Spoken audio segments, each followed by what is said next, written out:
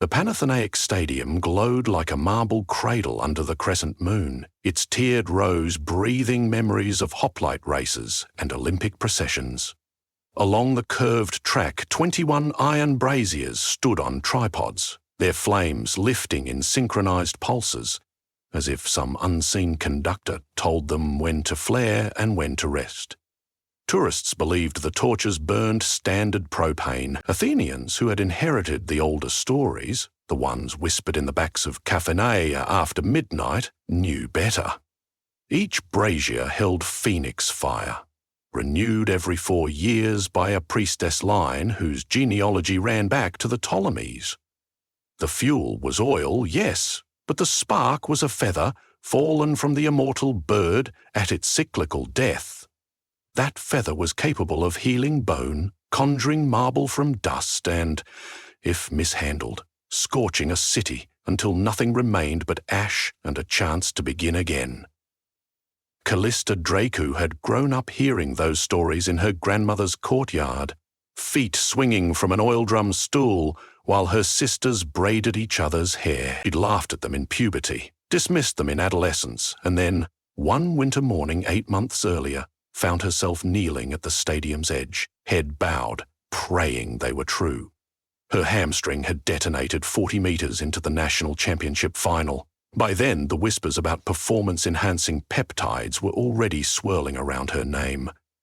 When the MRI confirmed a partial avulsion, everyone else decided the injury explained the positive test. No one believed her protest that she'd never doped and that the analysis was contaminated. Sponsors vanished. The Federation banned her provisionally. Headlines switched from Dracu, Greece's next torchbearer, to fallen star caught cheating. She limped through physiotherapy, tried PRP injections, tried stoicism, tried forgetting the smell of stadium rubber that had been her narcotic since childhood. Nothing worked. Pain nested deep in the muscle and laid eggs of doubt. When her coach quit, she understood he hadn't trusted her claim of innocence either. That was the week she allowed herself to wonder if the Phoenix Fire might really exist, and if one handful of it pressed against her torn fibre could give her back both speed and faith. On the first Monday of August, after the last summer tour groups filed past Hadrian's Arch, Callista walked from her rented flat in Near's Cosmos to the southern gate of the stadium.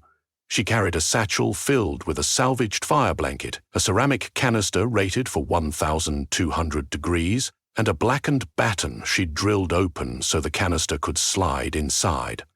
She wore grey running tights under a janitor's jumpsuit borrowed from an old teammate who'd taken a cleaning job at the Acropolis Museum. If anyone asked, she was there to wipe down seats after a corporate gala. No one asked. A lone security guard dozed against the marble balustrade, blue cap tilted forward like a shutter. Callista's pulse wanted to sprint. She forced it into walking cadence and slipped along the infield's shadow until she reached the nearest brazier. The flame rose the height of her shin. Orange at the base, white at its heart, though every so often a thread of impossible crimson-light arterial blood in sunlight spiraled through. Heat kissed her face. She felt a memory return. The crackle of flashbulbs at the Junior European Championships, the national anthem vibrating in her sternum. She almost left right then, certain that to steal any piece of this glow would be blasphemy. Then her legs spasmed, the familiar razor under the hamstring, and reverence became a luxury forfeited. She pulled the fire blanket around the tripod, reached in with welding gloves, and scooped a teardrop of flame into the waiting canister. Instead of smoke, a talcum of golden motes drifted off the captured ember. A scent rose. Myrrh, oranges, and morning sea wind. She sealed the lid, slid the canister into the hollow batten, and reset the blanket so the guard would see nothing amiss in the brazier's shape. When she stepped back, the torch behind her flared twice, almost in warning. The rest answered like dominoes catching wind. A shiver skated the marble. Callista heard her grandmother's voice. "Take too much, Kukla, and the bird wakes angry." She zipped her satchel and walked out of the arena again. No one asked questions. The crescent moon sharpened to a blade. as if anticipating a severing. Her plan had seemed simple in the insulation of insomnia. Reach the old municipal track at Philippou Hill, press Phoenix Fire to the injury, let regeneration spin its silk, then sneak the flame back before dawn patrols. But even before she reached Singru Avenue, the baton grew hot against her thigh. A faint glow seeped through the jumpsuit fabric. Pedestrians noticed. Strangers always notice light in a city where gods once disguised themselves as flame. She hailed a taxi, hid the baton under folded arms, and asked for a drop-off near the hill. The driver kept peering at the strange luminance until she whispered, "I teach theatre, it's a prop," he grunted. Accelerate. Callista watched Platanos trees blur outside the window and told herself this was like any pre-race nerves, the body wanting to run while the mind built labyrinths of disaster. At Philippou, the lampposts were out, killed by austerity years earlier, so only starlight framed the ghostly oval of the cinder track. She unlidded the baton. A thumb-sized bird of flame fluttered out, hovering just above ground, its wings a geometry of sparks. The heat was intense but not scorching. Her skin prickled the way it had when she'd first tasted ouzo. She lowered her hamstring toward the hovering ember and felt warmth seep through fascia, tendon, bone. A warmth that was not heat but a melodic hum, the vibration of latticework knitting. She gasped as pain unclenched like a fist opening after months of rigor.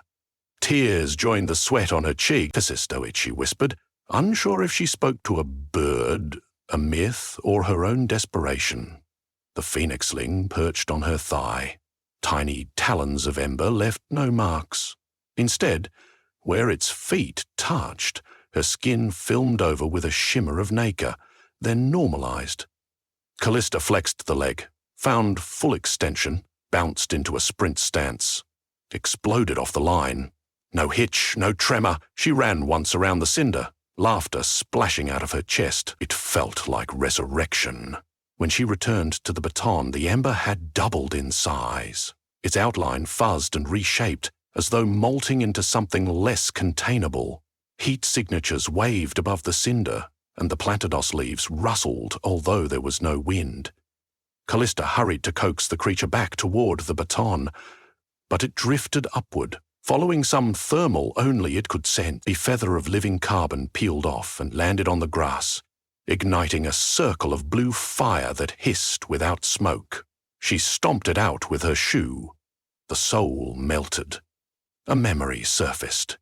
If the phoenix is removed from its cauldron and not returned before the third breath of dawn, it assumes the world is its pyre. Dawn was 4 hours away. The stadium was 2 kilometers. That should have been a trivial warm-up jog, but now she faced logistics. How to carry a growing furnace through urban districts without attracting sirens, and how to keep it from growing past containment entirely. Panic threatened. She fought it by lacing the baton under her armpit like a relay runner poised for exchange. You needed 1 feather, she told herself. You got 20. Now make the return leg. She took off downhill. The ancient stones of the Pubnik scattered footfalls to the sleeping city. Each time she checked the baton, more light leaked through seams. The phoenixling inside beat its wings against ceramic, begging sky. On Singru, headlights washed over her. The drivers slowed, dazzled by the glow. She turned onto smaller streets, weaving through graffiti that read, "Burn me again, bankers." She wondered if the Phoenix understood Greek politics and laughed semi-hysterically to keep from screaming. Near the Onassis Cultural Center, a siren Then another. Not police fire brigade. She smelled smoke behind her and risked a glance. A trail of ember dust she hadn't noticed had settled on dry leaves. Flames laddered up a eucalyptus, painting the night with copper. Her teeth clicked. She sprinted harder. Pain did not return. Muscle fibers were newborn, elastic as morning bread. That exhilarated and terrified her. She could outrun trucks now, maybe, but each stride pumped oxygen into the phoenix, feeding the forge and the baton. She felt it swelling, heard micro cracks spider across ceramic. She cut toward the Ilissos riverbed, mostly dry in summer. As she entered the shallow gully, the baton ruptured. A sheet of fire unfolded, coalescing into a bird half her size. Its eyes were almond-shaped, iris and ancient gold that had once plated the Acropolis statues before Persians stripped them. Wingspan 3 meters, tail streaming sparks that bent like comets. The creature landed on a broken fountain, shook itself, and issued a cry both violin and furnace roar. Heat gusted, grass crisped to white ash within 2 meters. Callista stumbled backward, her lungs seized on air gone oven-hot. "Please," she said, unsure if pleading could translate across millennia. "I'm taking you home." The phoenix regarded her. In its gaze, she saw not malice, but monumental misunderstanding. The way a toddler might look at a book before tearing the pages. This was a being whose very nature was to burn space so renewal could follow. Human architecture meant nothing but ready tin. A wind sprang up out of nowhere, swirling embers toward the apartment blocks that climbed Kinosaga's hill. She remembered races she'd won by meeting her rivals' eyes at the blocks, telling them without words, "I am faster, and the track is mine." She met the phoenix's gaze now with identical ferocity. "Not tonight," she said, voice hoarse. "You are not rebirthing Athens tonight." And then she did the insane thing. She took off running again, full speed toward the stadium, without the torch, trusting the creature to chase its stolen spark. It followed, the riverbed lit in her wake. She vaulted onto Arditu Street, traffic lights turning green reflexively, wind sheared by updrafts of heat. She heard windows shatter from sudden temperature gradients. Somewhere behind, people shouted in Greek accented by terror. Sirens bloomed. 50 meters ahead loomed the marble parapet of the stadium. Guards at the gate spun, saw the airborne inferno and scattered. Callista vaulted the turnstile like a hurdle. The track felt alive under her spikes, even though she wore only melted trainers. She ran on adrenaline's bare feet, stone echoing with the ghost applause of all athletes preceded. The phoenix overtook her, arcing above lane 4 toward the brazier it had once inhabited. But habit was not enough. It banked, uncertain, maybe still deciding whether to ascend and turn the night into combustion. Callista reached the infield, seized a discarded javelin and, using it as staff, vaulted onto the central dais where the Olympic flame was rekindled every cycle. Braziers encircled her like gaping mouths. She ripped off her jumpsuit, stood in running tights and sports bra, skin blistering in radiant heat. She faced the bird and opened her arms, offering the wound that once was. "You healed me," she shouted. "Don't heal the city, go home." The phoenix hovered, its outline blurred, and then, in a slow, majestic stoop, it folded wings and descended toward the center brazier. Callista felt time kink. The world compressed into the moment, a baton passes palm to palm, gift to keeper. The bird dissolved into fire as it touched the oil. Flame leaped triple height, licked the marble, then settled into a steady beacon no taller than before. The heat softened to warmth. The smell of oranges returned. Overhead, dawn exhaled its second breath. Pink washed the Acropolis. The third breath would come in minutes, but the bird was home. Callista collapsed on the dais.